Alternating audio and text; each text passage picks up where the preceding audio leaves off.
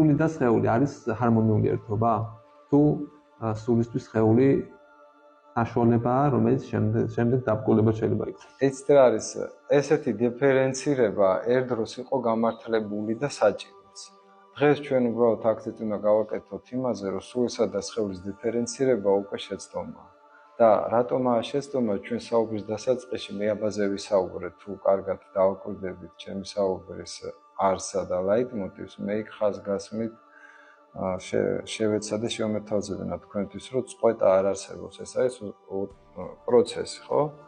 ანუ სულისა და სხეულის ერთობა მაშინ შეიძლება არსებობდეს, თუ გვაქვს ორი რაღაც განყენებული ობიექტის არსებობა და ეს არის ერთი, როგორც მაგალითად წყალი, ხო? ვიღაცამ შეიძლება მკითხოს, რომ ყინულისა და წყლის ერთობა და როგორ შემიძლია მე ვთქვა, იმიტომ რომ თავად ყინული წყალია. მატერია და სული ერთ და იგივე. უბრალოდ არსებობს მისი სხვადასხვა ხარისხის გამკვრივება. როგორ უნდა მივახციოთ დღევანდელ ქაოტურ სამყაროში, სტრესულ სამყაროში შინაგან სიმშვიდეს? თავისთავად ის ქაოსი, შფოთი და დისჰარმონია არ არის იმდენად პრობლემა ადამიანის სიარბოში, ამდენადაც იმის არ ცოდნა, რატომ არის ასე დღეში. ეს არის სიმპტომი იგივე, როგორც ასეთი შიმშილი, რაღაც უშუალოდ არავის არ აქვს გამოცხადებული. უბრალოდ იციან, რომ ეს არის სიგნალი სხეულის და ადამიანი ეძებს მინიმუმ სამზარეულოს, რომ რაღაც საკვები მიაწოდოს თავის სხეულს. აი ეს შფოთიც და ის ყოველივე რაც ადამიანს აწუხებს, ესაც ერთგვარი შიმშილია.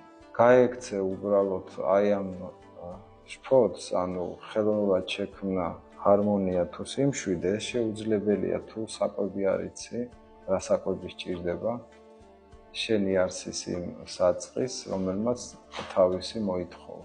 დეპრესია და მთელი რიგი ესეთი უსიამოვნო ფსიქოლოგიური მდგომარეობანი არის მხოლოდ და მხოლოდ კარგი ვიდრე ცუდი.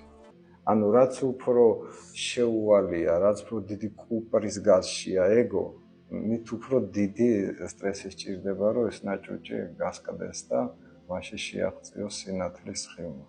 ესეც შინაგანი ძახებია, ერთგვარად, ხო? კი ბატონო, ავტომატური რეგულების სისტემებს შეიძლება, ასე ვთქვათ, მივაკუთვნოთ აი ეს შფოთები. ძალიან მოთხოვნადი და ასე ვთქვათ, გამრავდა ეს ფსიქოლოგები, ეს თერაპევტები და მოკლედ გადაივისო კლინიკები და ერთი მხრივ ხო შემაშფოთებელია და ასე ვთქვათ, სხვა განმოსახედიდან მხოლოდ და მხოლოდ სასიხარულოა, ამიტომ ეს არის ნიშანი, სიმპტომი იმისა, რომ დაიწყო მასიური გამოღვიძება.